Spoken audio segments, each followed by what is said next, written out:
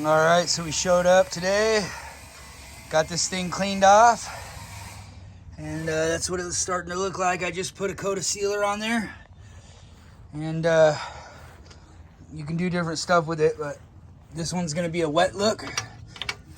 And the sealer that I'm using for this situation is right there, all right? Daytona Cure and Seal 30%, J23UV. All right? You want to apply that as evenly as possible.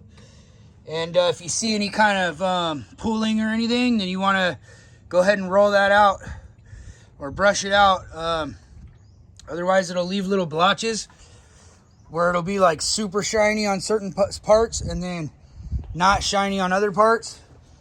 And I would say that that's even more important when you're using the additives like the Matte Magic or something like that.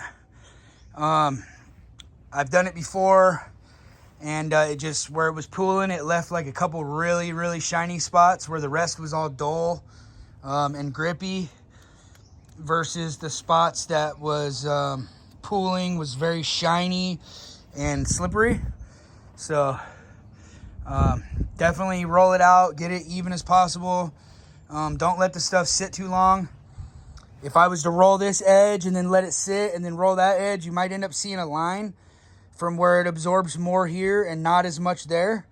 So you want to just hurry up and just get it out there and then come back and roll it as much as possible. And you can use the pump sprayers and whatnot. The only thing is that when you're using the additives like the grip, the traction, the shark grip additive or whatever, it tends to clog up your pump sprayer, right? So that's why I kind of quit doing that. Especially on these smaller pads, it just causes more cleanup. For me, on these small ones, it's just easier to get a roller. And you just roll it out, right? So I'm gonna let that sit, and I'll let it dry. And if there's any kind of dull spots where it seems like I missed, then I'll give it one more coat. Anyways, that's where we're at.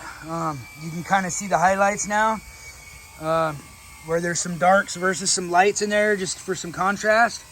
And then you can see in the grooves, the white release really kind of just stands out.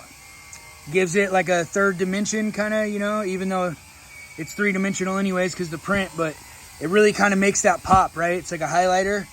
And then you can kind of see the variance in here. That's the charcoal gray with the white, right? And that's oyster white. All by Brickform. Anyways, thanks for watching.